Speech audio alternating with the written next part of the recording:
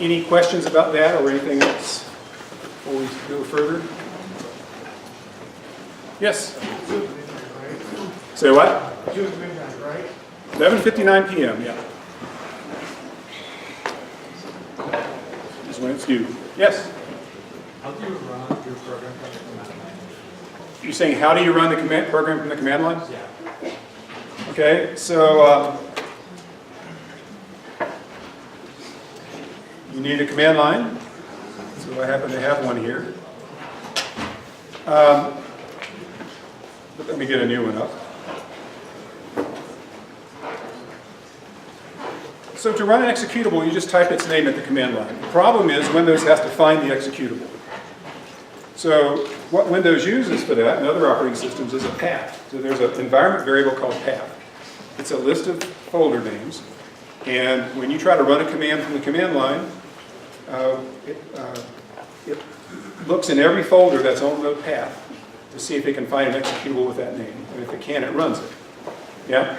Can we turn off the front lights? The projector's not very good. Okay.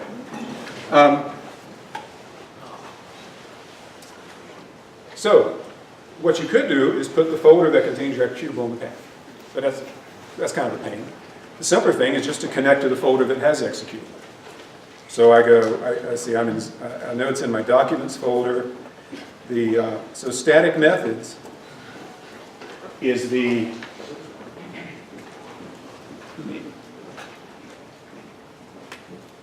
make this a little bigger.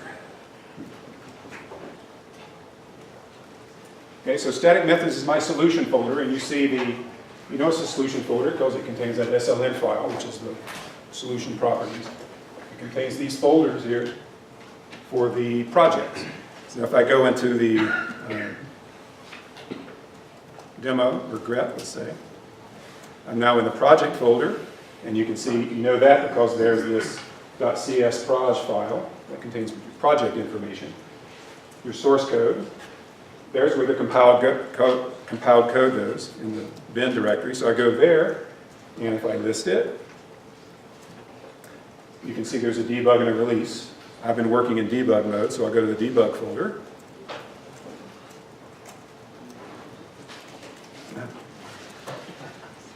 And once I get in there, there's a bunch of stuff, but of particular interest is grep.exe.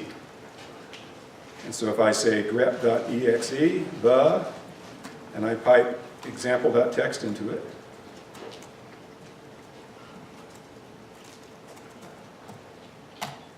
it runs, and out comes what's supposed to come out.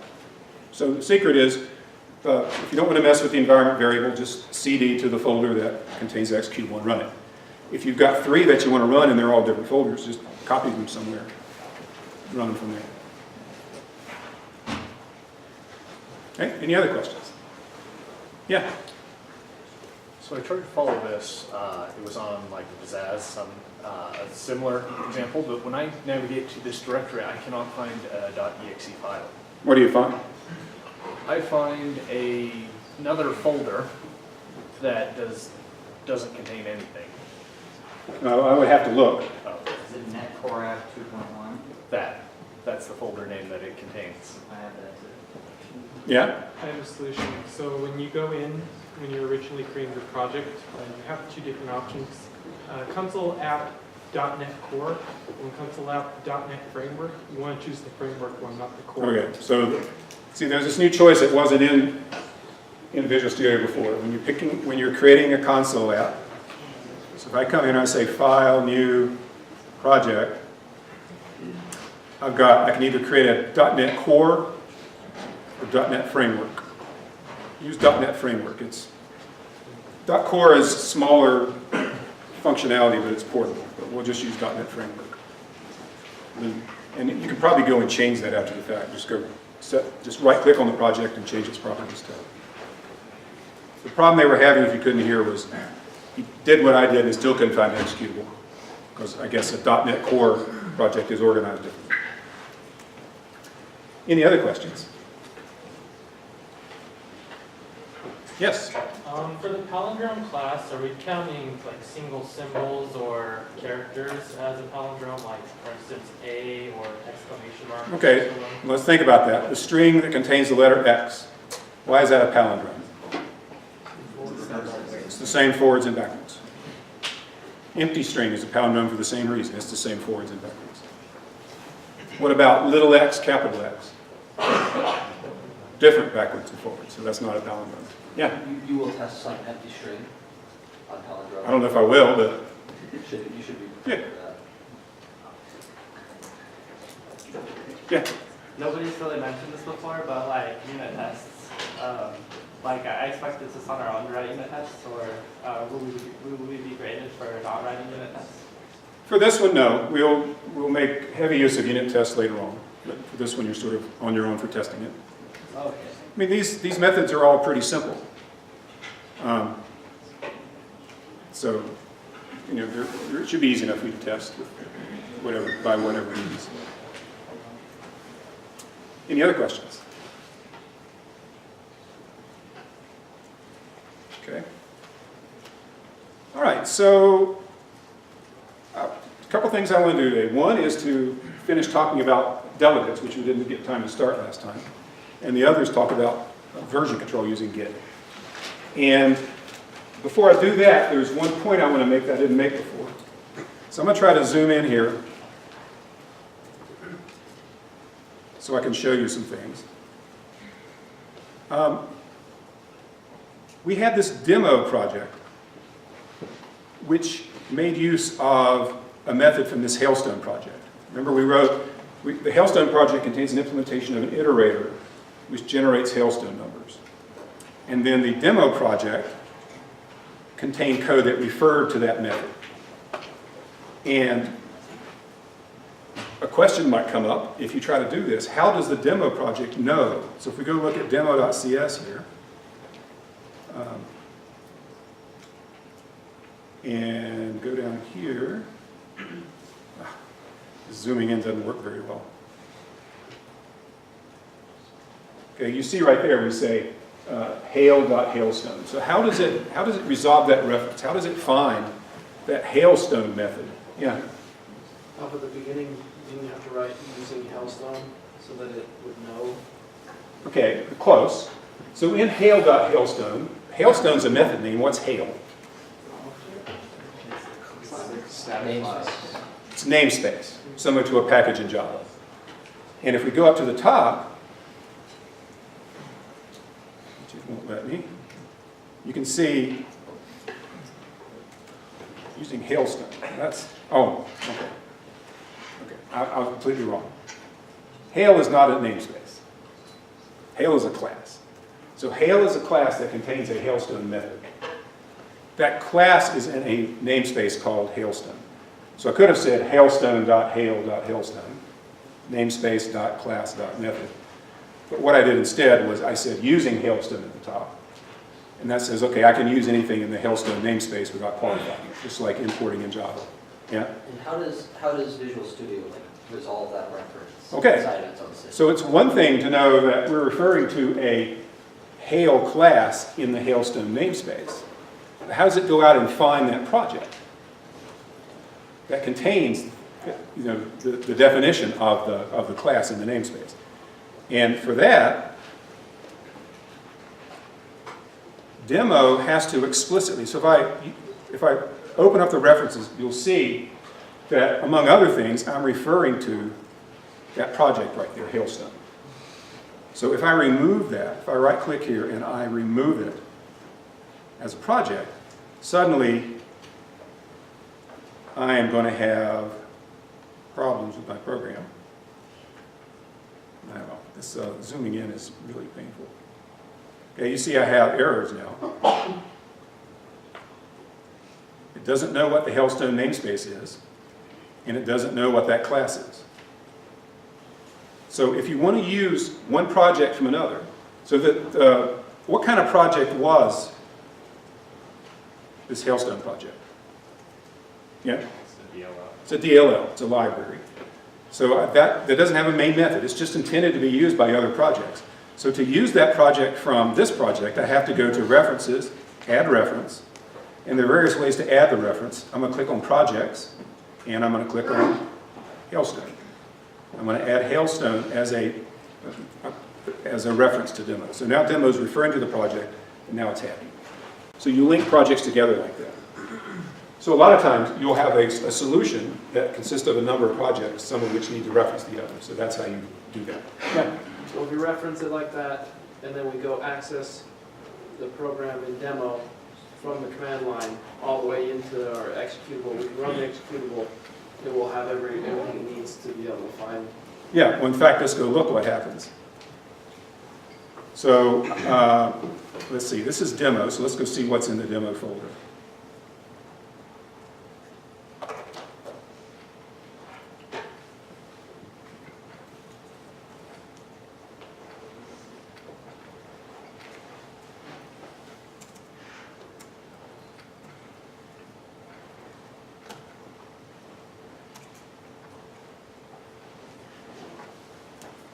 I wonder if I've got it compiled under release for some reason. Okay, so what do you see in here? It's actually pulled that DLL over. So when you build the demo project, one thing it does is it goes and makes sure that the Hailstone project has been built and copies its DLL here. Now what's this? Documentation. That's the documentation. So if you put dot comments, the / comments in, and you tick the box I showed you last time that says create this file, then you'll be able to use IntelliSense from demo to look at Hailstone. If you didn't tick that little box, then you won't get IntelliSense. That's why last time I was complaining that it wasn't ticked by default. Why would you not want to do that? Okay, yes? Are you fine if we make our own DLLs for our solutions? When you say make your own DLLs, you mean you create an extra project? Yeah. Yeah. Okay. Yeah. As long as it's all self-contained in a solution that you're handing in. All right, so that's just a little detail I want to make sure that you got. Now, let's talk about delegates.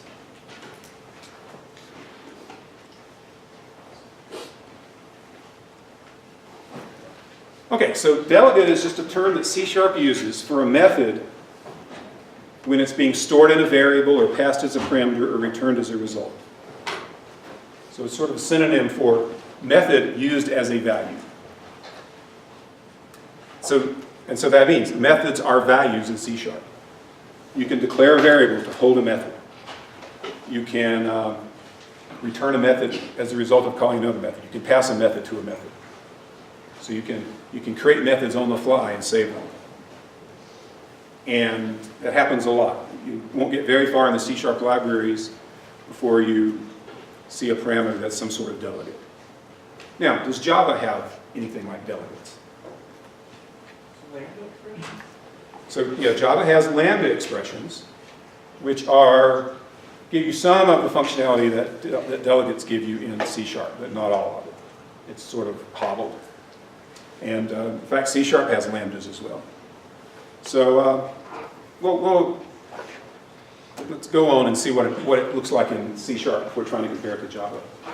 So let's suppose that you want to store a method in a variable. So I want to store a variable in a method m. Store a method in a variable m. I have to declare the variable. And the way you declare it is, this is one way to declare it. Let's say the method that you want to store in m has to be a method that takes two parameters, namely a string and an int, and returns a character as its result for whatever reason. So that's how you declare it. You got this func, it's a built-in type name in C#, and then you create a generic looking thing. And what this says is, it's a method that returns a character, the last type that goes there is a character, and the first two things are the parameter types. So you can store into m any method that takes a string and an int as parameters and returns a character. Yeah? Where do you declare the method name? You don't. How does it know what operations you're performing on its own? Well, so what you might do is, let's say you had a method created called food. okay, that you got a method foo that takes a string and an int and returns a character, and you want to store it in a variable m. So you would just do m equals foo. Storing foo into m, just like you might say x gets 2. Okay, so you wouldn't use this syntax? If you Oh yeah, yeah. Well, if you want to store 2 in a variable, you say int x gets 2, right? Right. Same thing here. If you want to store a method in a variable, you declare the variable, I see. then you store a method. I see. So you do all of this equals. Right. So once a method is stored in m, how do you suppose you call it? You just use m. You say m parenthesis, you would pass in a string and an int and get a character back. Yeah. Well, if you don't want to return anything. Okay, that's the next slide. He asks, what do you do if there's not a return type, if it's void? Yeah. It seems to me like this is simply setting up an alias, practically, just for food. Someone's Okay. renaming. When you first learned how to store an integer in a variable, did you think, oh, this is just setting up an alias? You know, undeniably, variables are useful for integers, right? Why should they not be useful for methods? Methods are just another kind of value. I mean, I see where you're coming from. Well, but Yeah? can't you just, a method already has a specific name it's called by, or an int, I mean, the method already does something that's very defined, it has a name, so why do you need to store it to something else? Okay. I may not want to, we'll see reasons. We talk about events, for example, why you want to store it in something else. But we certainly want to pass it as a parameter, right? You can imagine wanting to pass a method as a parameter. Like to a sorting method to tell it how to compare the elements. So if you have a method that takes another method as a parameter, you have to declare that parameter somehow. And this is how you declare it. This would be in the method header. You can't just pass it straight into the method, just by like typing out the function inside of the method. Oh, you can pass it in the method. I'm saying, what does the method header look like that accepts? If you write a method that takes an int as a parameter, then it says, you know, your method foo, in parentheses says int x, right? If you want to pass this kind of method into foo, it would be foo, parentheses, func string int char in. You have to declare variables in C#. It's just a little complicated to declare methods. A method variable, because you've got to say a lot about it. Are those evaluated different than like named methods? No. No, they're not. They're just treated, they're just methods. M contains a method, so you just call it like any other method. Yeah. Where's the implementation for that method? Or how do we implement it later?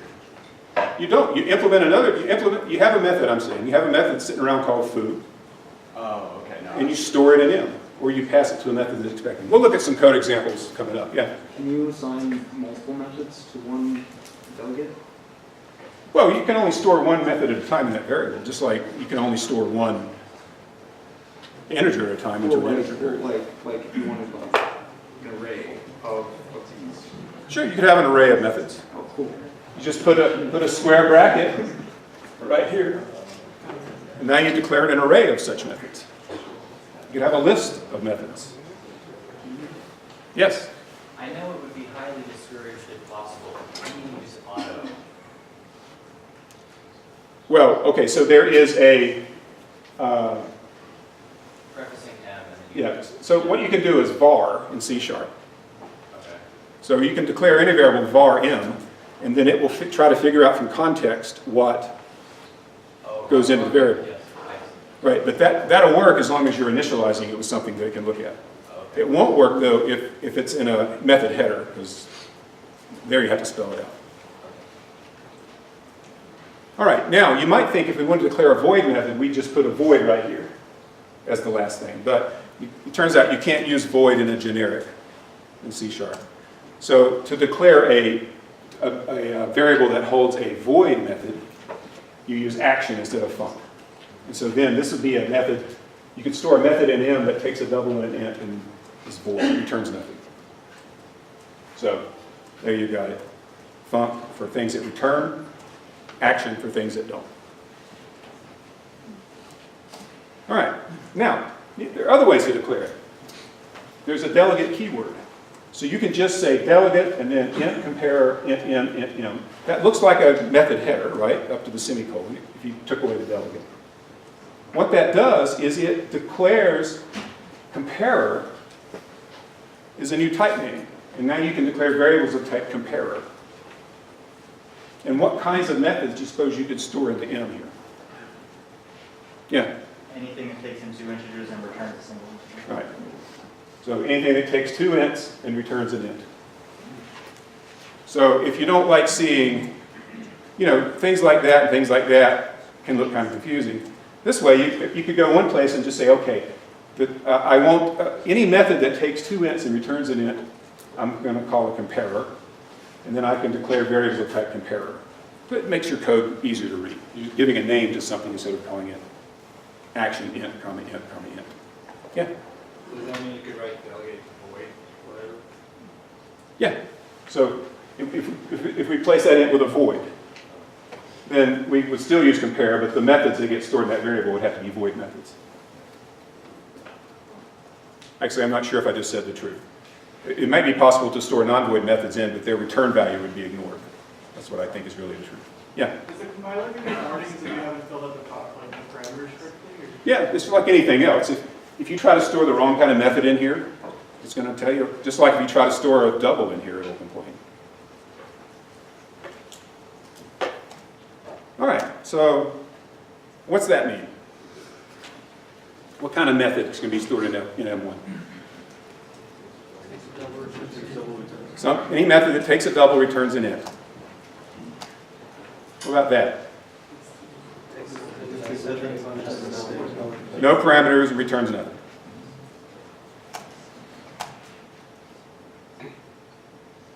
What about that? Just depends how comparer is described, but if it's as on the previous page, it's going to be, well, that's what it says. It must be a comparer.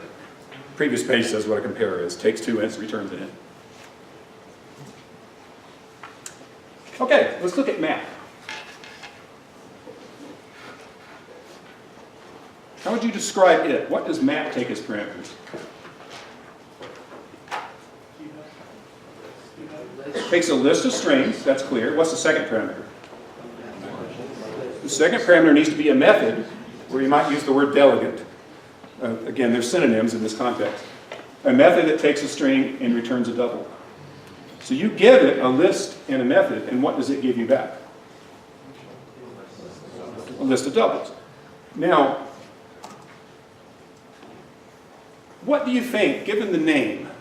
Methods called map have a particular kind of method. What do you suppose map might do, given those 2 parameters? Yeah? So it's like a mathematical map, right? So you give it your list and your function, and then it operates on all the elements you list. Okay. So what he said was, it takes that method there, f, it applies f to every element in names, collects the result into a list, and returns the list. So maybe what's coming in are names of people, and what's going out are their heights, or their ages or something. And that method is something that can take a name and produce the height that goes with the name. So that's a useful kind of method to have.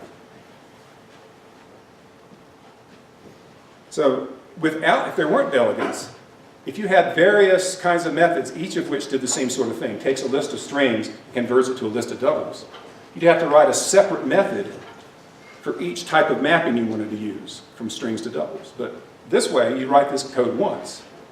You can just call it with different methods. So that's why it's useful.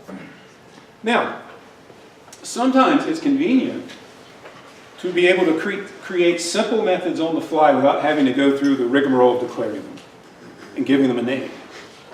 So if you're going to use something more than once, you probably want to give it a name.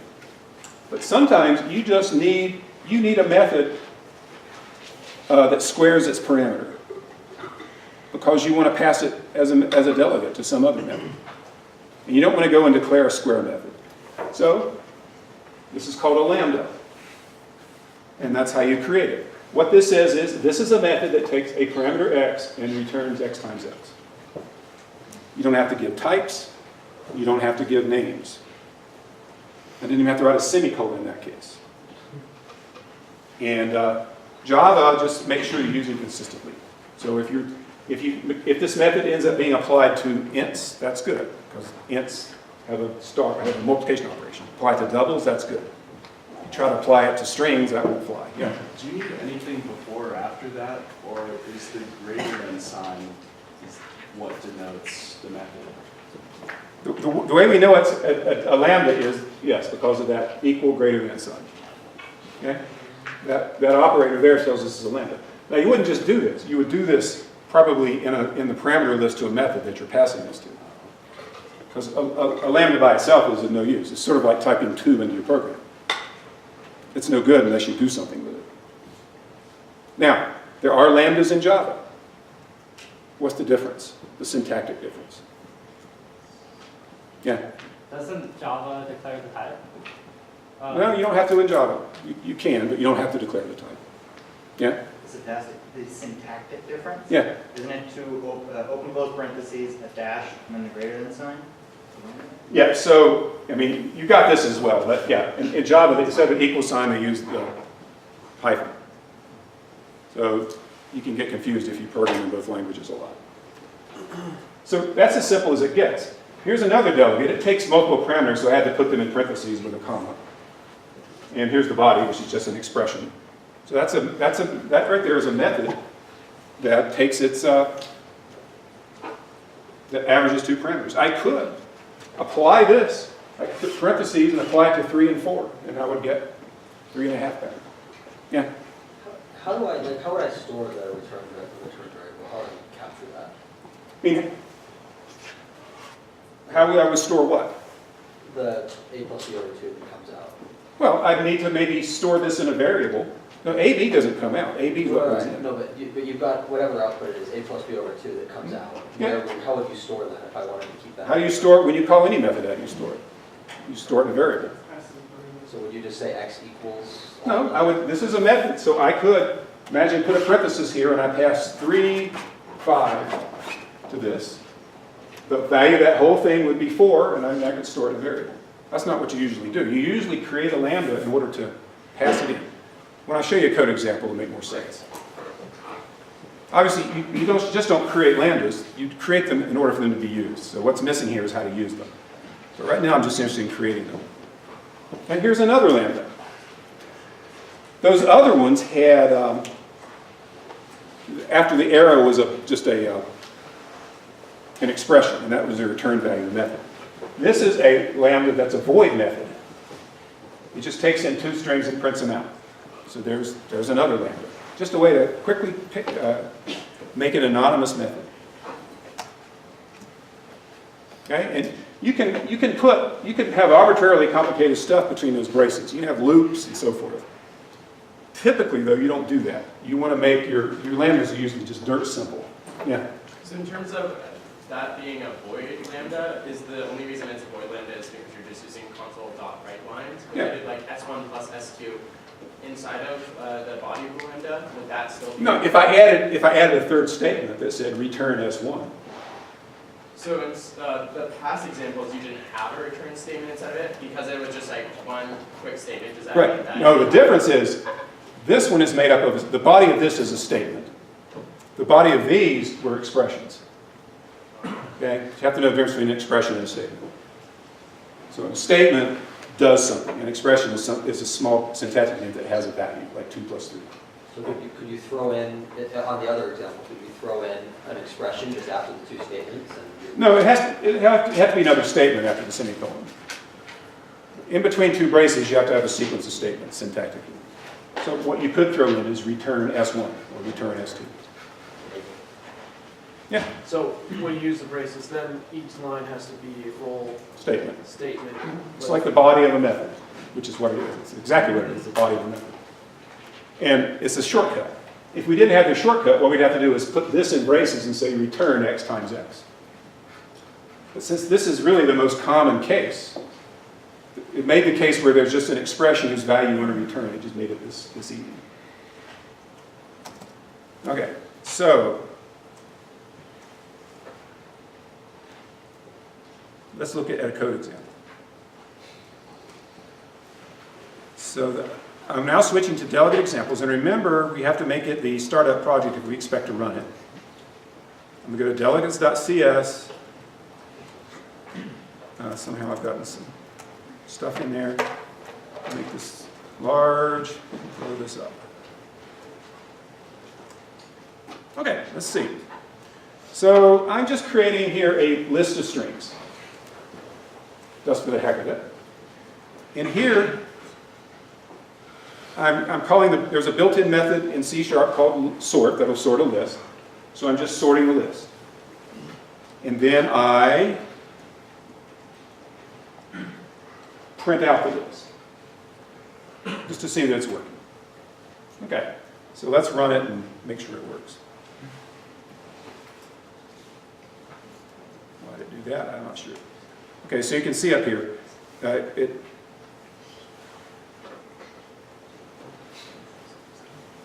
something weird happened here.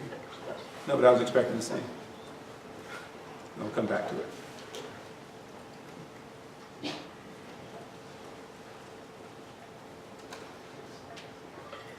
Oh, yeah, alphabetical order. So notice these are strings. So they got sorted into alphabetical order, not numerical order. Those are strings. What's the difference between sorting these into alphabetical order and numerical order? Which would come first in alphabetical order? 1. If you just look at Unicode, the character 1 comes before 2, comes before 3. So all the 1, 17 and 15 and 19 would come first. So it would be 15, 17, 19. Then you'd have 22 and 231, and then 28, and so on. So it sorts them as their character strings, not as if they're numbers. Now suppose we'd like to put them in numerical order. Well, sort takes, if you look at the Java doc here, one of the overloads of sort takes a comparison operation. And a comparison operation is a delegate declaration, and I implemented one down here, so you can see we're passing in compare as a method, as a parameter. Down here is my compare. So a comparison method on strings is declared to be something that takes 2 strings and returns an int. So this is such a method. And it just converts x to a string and compares it to the result of turns x into an integer and compares that to the result of turning y into an integer and returns the result, negative, 0, or positive, depending if it's less than, equal to, or greater than. So that's just a method I've written here that will compare two strings as integers. And then to sort using them, right here, I just pass that in as a parameter to sort. So there's where you use a delegate. I created a method, passed it in. And now sort, if we run that, you can see the second time it gets sorted into numerical order, whereas the first time they were in alphabetical order.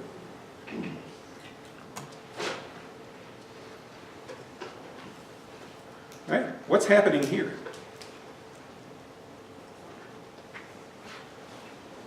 This one right here. Same thing with lambdas. Right, exact same thing, except I'm passing in a lambda instead of that compare method that I created. And all I did was I took the body of the expression from the body of that compare and put it in here. So this takes in x and y and then returns the result of that expression, the value of that expression. So that does exactly the same thing as the previous call to sort. Yeah. I was wondering about where it's the list.sort, and then so it takes a comparison delegate, but when you go down to the compare method, where are we defining the type as being a comparison type? We're not. We're not? A comparison type is is something that takes 2 strings and returns an int. And this happens to be a method that takes 2 strings and returns an int. So we don't have to really define it. It's like, okay. No, you just write a method. So I'll go back to the IntelliSense up here. It says compare. The type it says is comparison of strings, a generic type, comparison of string. That just happens to be a delegate type that takes 2 strings and returns an int. So any delegate, as long as it has the same parameters. Right. You can pass any method to sort as long as it meets the expectations, which is it takes 2 strings and returns an int. Okay. This does the same thing, except we cook up the method on the fly. We just do a lambda. We don't actually create and name a method. We just create a method and pass it in. Okay? Look at this. What's happening here?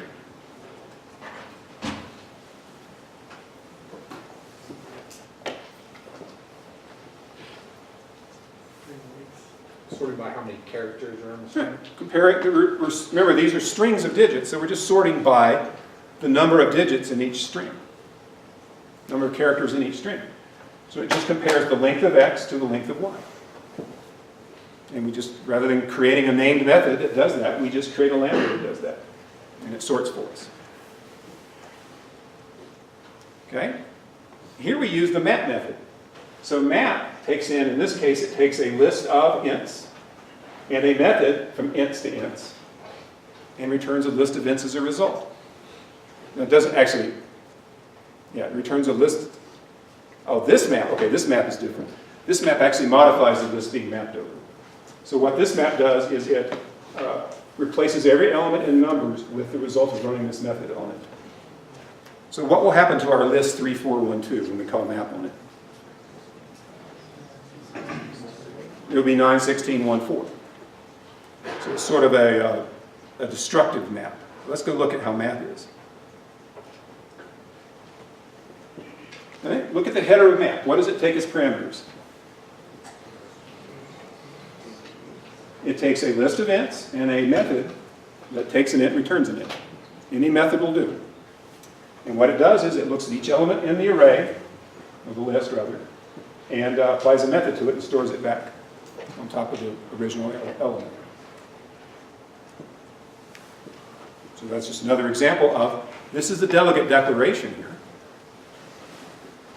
So you have to know how to declare delegates in order to create methods that use them. But you don't have to know to declare them. You can use those methods as long as you know how to call a method. We just pass, there's our method. What if we wanted, instead of squaring every number in this list, to double every number in the list? What do we have to change about this method call? We change this to star to plus. Now we're doubling instead of squaring. And there are a couple more complex ones here. Fold and, in the interest of time, I'm not going to go over those. There are other, you can go down and look at what fold does. Go to definition. So it takes in a list, a combiner, which is a method, and another integer, and it does something. What's a combiner?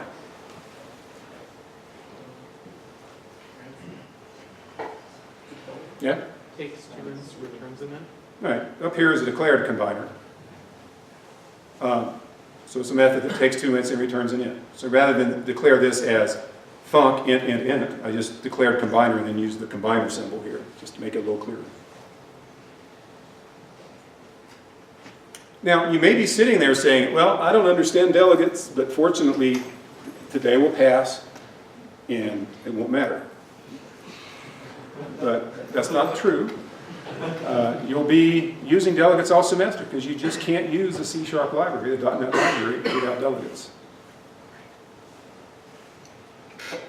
Okay? And on your next assignment, you'll be using delegates right from the get-go. So this is something, it's not hard, it's just unusual. You're not used to thinking of methods as values. But if you just say, okay, methods are now values just like ints, doubles, and lists. They can be passed as parameters, returned as results. All you have to know is how to declare them. And then that's it. Questions? Yeah? Can you go back to the map function? Matt?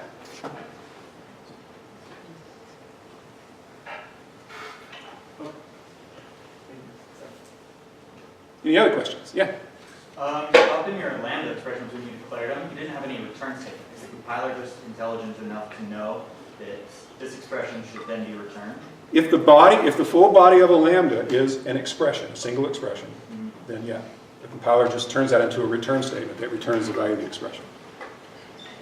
Yeah? It's like the delegates like func and action and stuff. We can have as many parameters as we want within them, right? Yeah. You can have, you can have func int. There may be some limit somewhere in the language, but I doubt you're going to hit it. Yeah? Sorry, I think I missed. Is a delegate a pass by reference or pass by values of the method, like a copy? how could you tell the difference with a method, whether it's being copied or not? Well, it would just use the exact same code over again. Sure. There's no reason to copy the code. You might as well. Yeah. That's an implementation detail. You can tell when you pass a list as a parameter that the list is not being copied. Because if you modify the list in the method, it's modified back at the point of call. In fact, that's what map depends on. But for methods, there's no way to modify a method anyway. So whether it's copied or not, you can't tell. Yeah? This seems like a significant improvement over Java. Okay, he said this seems like a significant improvement over Java. I mean, it just And makes that- it so much more. That statement is true of delegates, and it's true of C#. It really is. It seems like Java can't be competitive without implementing something like this. It's more portable. Yeah. C#'s a better language than Java. The thing is, Java has, the folks that do Java have been reluctant. They have never wanted to change the underlying virtual machine. And that's restricted the changes, what they can do in the languages. The way they treat generics is with their erasure semantics, is just terrible. But they had to do that because they were stuck with their original virtual machine. Microsoft was willing to change their virtual machine. I mean, the danger is, what Java's worried about is, you put a new virtual machine out there to deal with Java version whatever, then suddenly you've got 2 versions of Java you've got to support. And maybe some Java programs that are run on one virtual machine but not another. And they haven't been willing to this point to do that, but Microsoft has. Other questions? All right, let's take a break and we'll look at Git.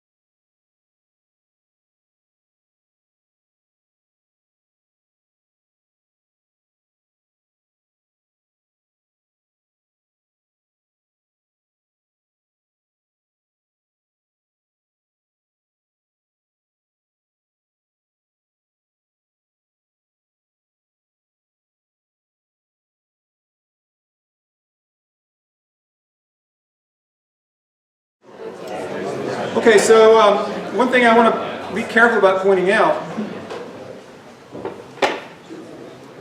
when we do this sort, maybe I didn't say this out loud, what is that method being used for that we're passing to sort?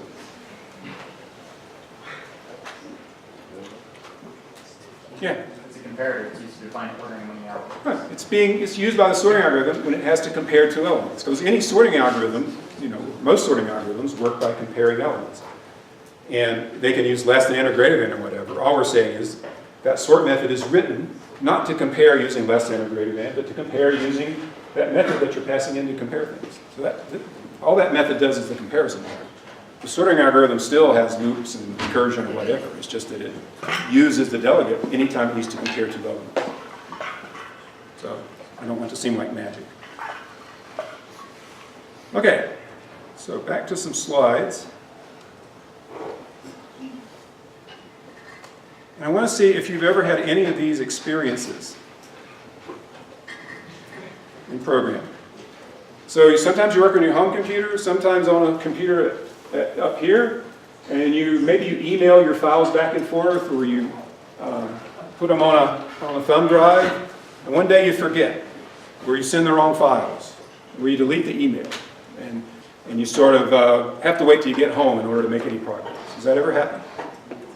Have you ever put your program on a thumb drive and lost it? Or deleted something accidentally?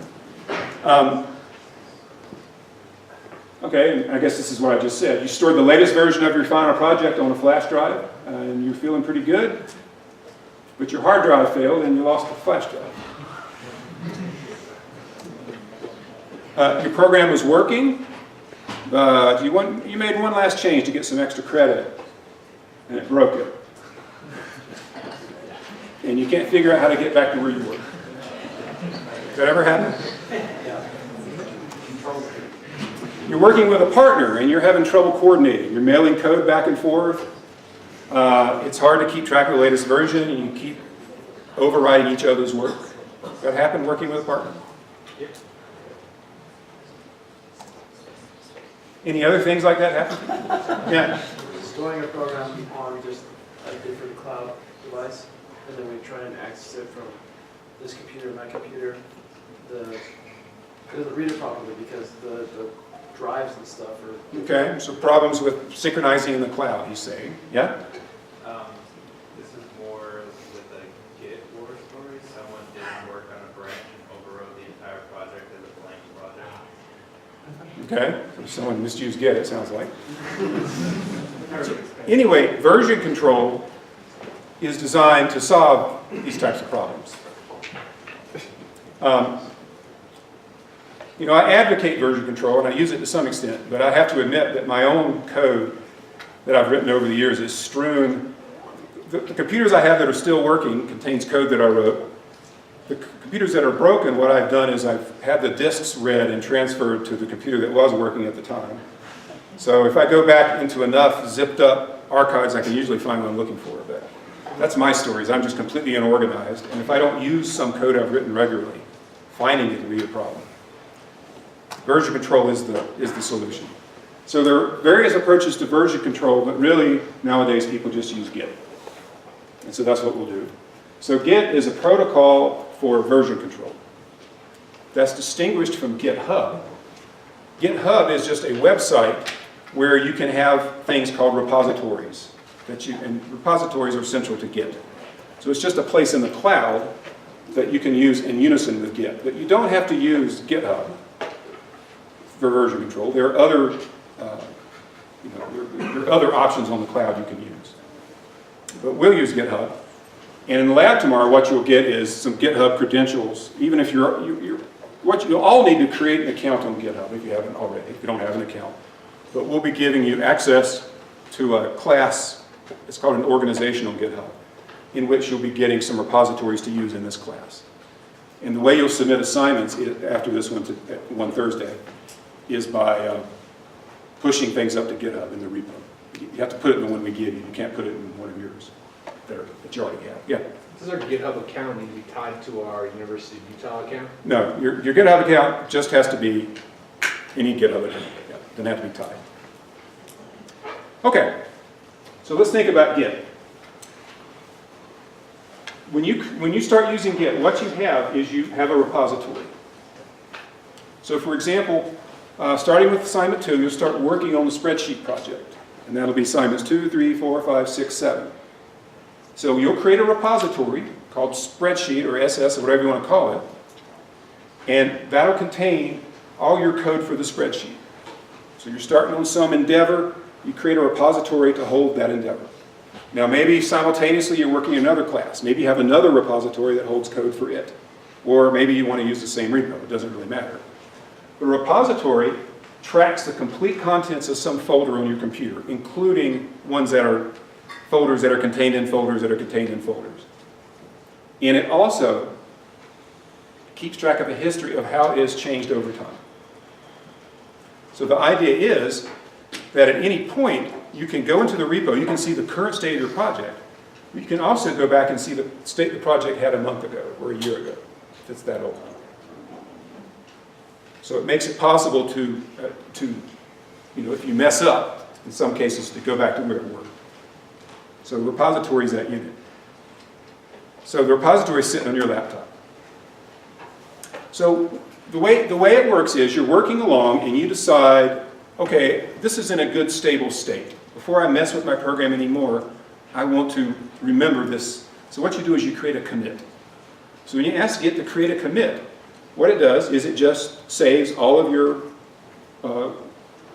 current state of your project into the repository.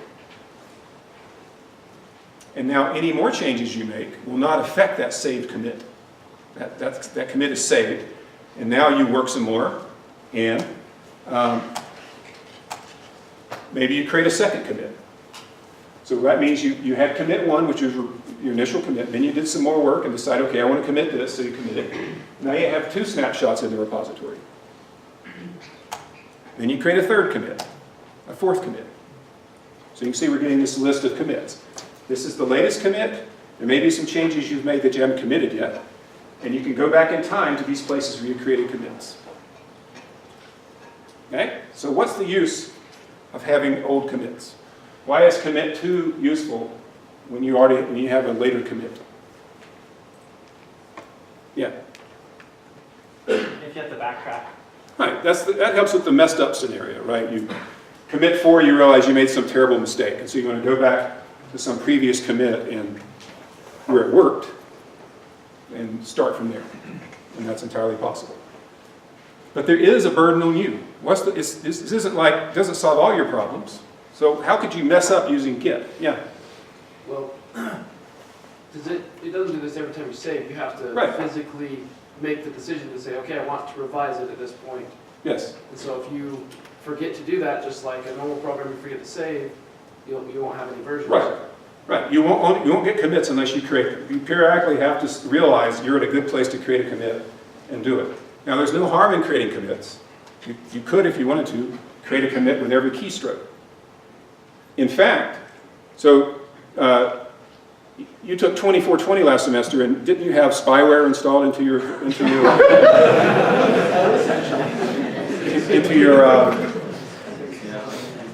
Eclipse? Thank you. Okay, the way that worked was something like every minute it created a commit of your project behind the scenes, and every 5 minutes it sent those commits it created up to a server. It was roughly like that.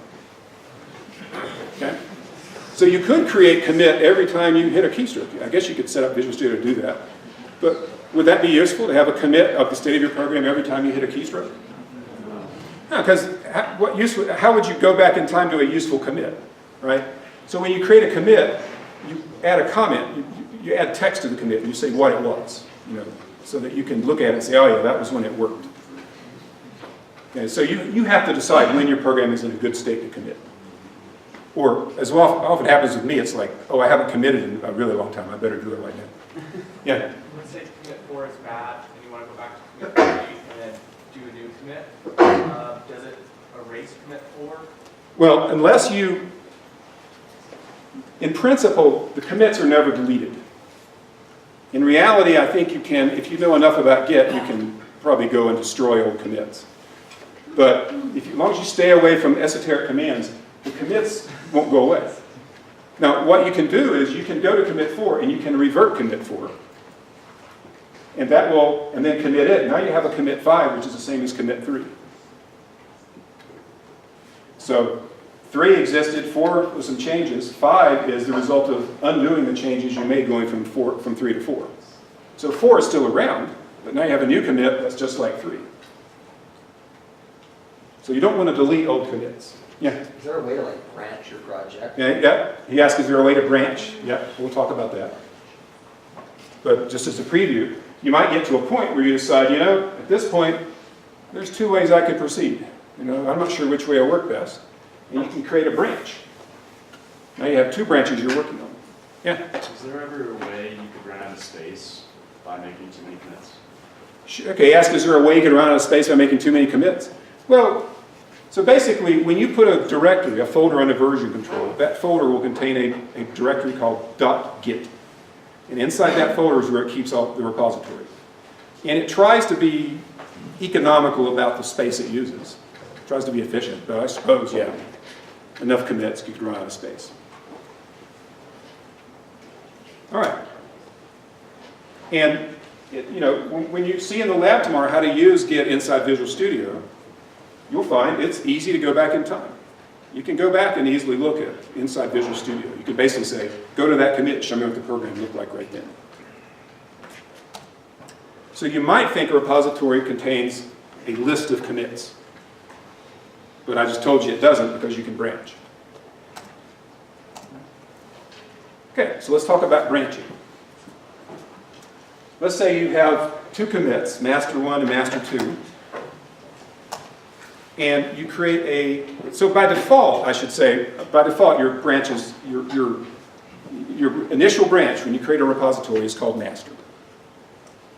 So suppose you've been working, you've created 2 commits, and you decide you want to branch. So you tell Git, I'd like to create a branch, and I'll call my new branch, branch. So at that point, you've got master 2 and branch 1 are names for that same commit. Now, let's suppose you switch to, you tell Visual Studio, okay, I'm now going to work on branch. And you create a commit. Now it'll refer back to that original commit. And then maybe you switch to master and work on it for a while. And then you switch back to branch and work for a while. So now we've got the state of our repository is that. So we have 3 commits on the master branch and 4 commits on the branch. Okay? So, yeah? Would we technically have 5 commits on the branch? Oh, well. Would it count the original as part of the... Do we count that as original? Not really. Okay. You just see please on this branch. Okay. Yeah? Is there a limit for branching? There's no practical limit that I know of. There may be. I suppose maybe if you branched, it's possible. I don't know. Yeah. Is there a way to like merge the difference between 2 branches? Okay. So you... All right. So let's talk about why you would branch. So what's the use case for branching? Why would you branch? Yeah. Well, I think like you said, is that you possibly have 2 algorithms in your mind that could solve the same problem, and you're like, oh, this one could work and this one could work. Okay. So you start working down both paths. So you might start working down 2 paths, or maybe you have a partner. Because this is also designed to, for partnerships. Maybe you're the one working down master branch, and your partner's working down this branch. And maybe at some point, your partner solves the problem, and you're just floundering around. So what do? Well, at that point, you just abandon the master branch. Say to heck with that, and you just keep working down this. Or maybe your partner hits a dead end, and you win, so you abandon that branch and you just come down master 3. Okay? So it happens. Or maybe you and your partner are working completely separate things. And so you do your thing on this branch, and your partner does her thing on this branch. And in that case, what is going to have to happen? They're going to have to be merged. At some point, when your partner gets this stuff working and you get this stuff working, you want to combine the 2 sets of changes. And that's called a merge. And you'll be doing merges in this class because the way I've got the project structured, you'll work on one thing for one assignment and another thing for the next assignment, and then in the following assignment, you'll have to merge really 3 branches to make progress. So the whole course is set up to force you to use Git, which is a good thing, because the sooner you get comfortable using Git, the more you'll, what I would like to see is after this class, you just start using Git to do version control on all your classes, because it's that useful. So let's look at merging. You can merge the changes from one branch into a second branch. So here we've merged branch 3 into master 4. So we merged this and this. So we merged this branch into this branch, so that it refers that way. Now, how do you suppose a merger works? Because this is a snapshot of the code that's different from this. They're changes. They're changes here that aren't here and vice versa. Yeah? It shows both changes and asks like what you want to add. Okay, so he said it shows both sets of changes in which you want to keep. Actually, it's not always like that. Okay? Maybe what you did was in master, what you did in this branch is you worked on one file and your partner was working on another file. So completely separate files. In that case, Git will just, take the changes from the one file, from the changes to the other file, and merge them together for you without asking. So what it does is it goes back to the common commit that both branches have in common. And it looks at the changes that have happened since then on both branches. If they don't conflict, if they're not changes to the same file, if they're changes to different files, it just automatically, both sets of changes flow into the merged commit. And that's sort of the ideal. Now, what happens if you and your partner were working on the same file? Your partner is working at the top and you're working at the bottom. Bad way to structure work, by the way. You probably ought to split that file up before you branch. Or even worse, you worked on this part and your partner worked on this part too. So it's not like top and bottom. When that happens, when you do the merge, Git is going to look at the common ancestor, figure out what's changed, and say, these are changes to the same file. I can't resolve them. And so what it will do is it'll put you into a tool where it displays the master 3 file here and the branch 3 file here. And down here is the file you're creating. And you just go through. It'll show you, color highlight what's changed. And you just basically go and pick which lines you want to take from both files down to which change lines you want to move down to the result. Okay? So it's not as bad as it sounds, and that won't happen very often as long as you don't do that. So if you know you're going to be working on one thing and your partner another, split the classes into separate files. So the merge will be automatic. That's by far the thing that people get wrong the most, is they get comfortable with Git and then they do their first merge. And then they make a disaster. But is it really a disaster? Suppose we made a complete mess of master 4. You did the merge wrong. Is that really a disaster? Yeah, what you can do is just ignore master 4 and try again. Try merging this and this again. And just, that becomes orphaned till you get it right. The other thing is, when you do the merge, you've got to commit it after you do the merge. Don't do the commit until you're sure that you merged it correctly. Then you do the commit. In Visual Studio, you can right-click on a solution and say, undo everything since the last commit.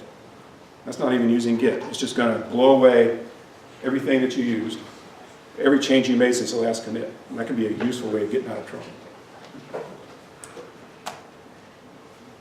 Right, so that's just what we've been talking about.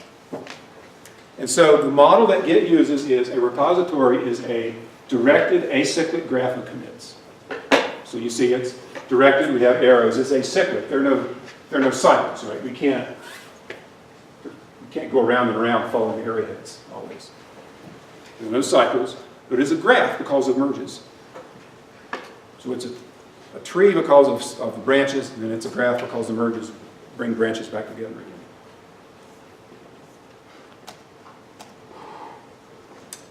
Okay, now, at any given time, you're working on a specific branch. So you might be working on the head of this branch, or the head of this branch, whatever. And the way that you tell Git what you want to do is you say, I want to check out a branch. So there's a checkout command in Git that says, I'd like to check out this branch so I can work on it. So here's the thing. You have a folder under version control. What do you suppose happens to that folder when you check out a new branch? What happens to the contents of that folder that's under version control? It's not copied yet. It's replaced. The contents are replaced with the contents of the branch you're checking out. And that freaks people out. Because they got this folder that contains their code, and I get email from them, panicked, saying, I did a checkout, and it deleted all my code and replaced it with new code. That's the point. It's a feature. Did your code really disappear? Right. If you want what you were looking at back, you go check out that branch and look at it. So that's assuming you need to, before you check out something, you need to commit what you're working on if you care about it, of course. And Git will warn you if you try to check out while you've got changes that haven't been committed. I put this question in the final exam last time. I said, I forget the exact wording, but basically it was, when you do a commit, are the contents of your working folder changed? I'm sorry, a branch. A lot of people missed it. So that means a lot of people have the wrong model of how Git works all semester. But when you start using Git, look in your folder and you'll see it changes when you check out a new branch. This is all stuff that I said. Now, so far we've been talking about a repository sitting on your laptop, say, or a repository sitting on a KLab computer,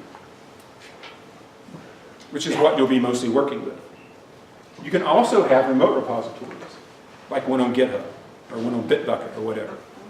So here we got a repo in the cloud, here we got a repo on the KLab, here we got a repo on the laptop. And in principle, they can all know about each other. But in reality, well, I guess I'm getting a little bit ahead of myself. Let's just focus on this repo and that repo. What you'll typically do is you'll have a repo on your local machine. It'll have a copy of everything you've done. And you will have a repo in the cloud. And they're going to be clones. That's a term Git uses. Repos can be clones of each other. And the idea is you've got the same information stored in both repositories. In reality, what can happen? Let's say that repo and this repo contain the same stuff, all the same commits, and you continue working on your program. What's going to happen? Different.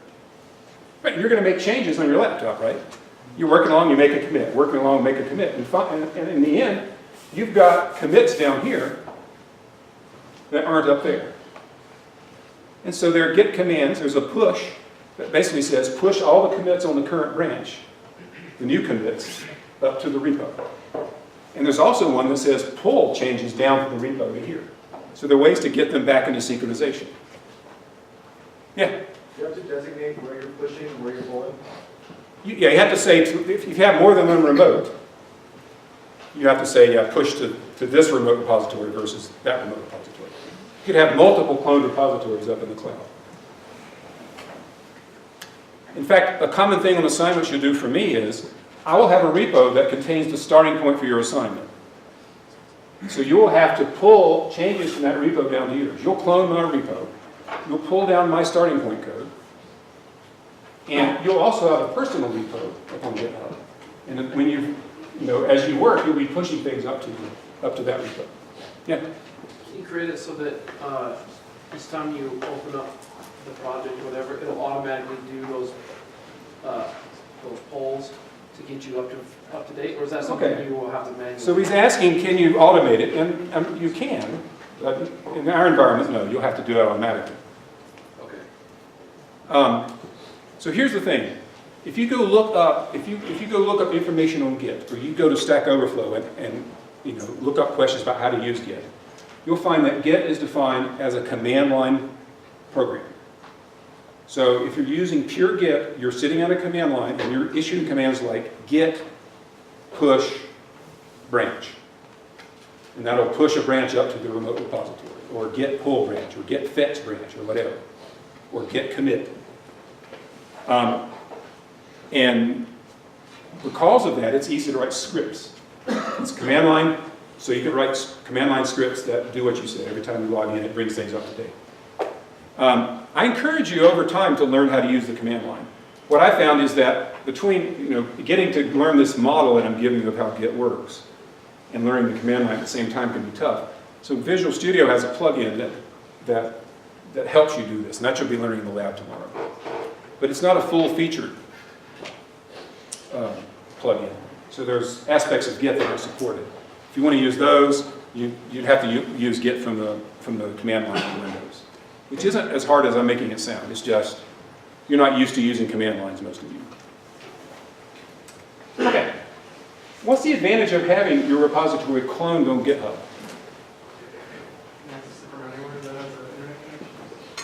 Yeah, you can access it anywhere it has an internet connection. What disasters does it help with? Yeah? For if your computer crashes? If your computer crashes.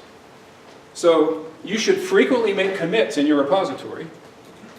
And before you turn it off for the night, what should you do? Push those commits up to GitHub, so they're up there safe.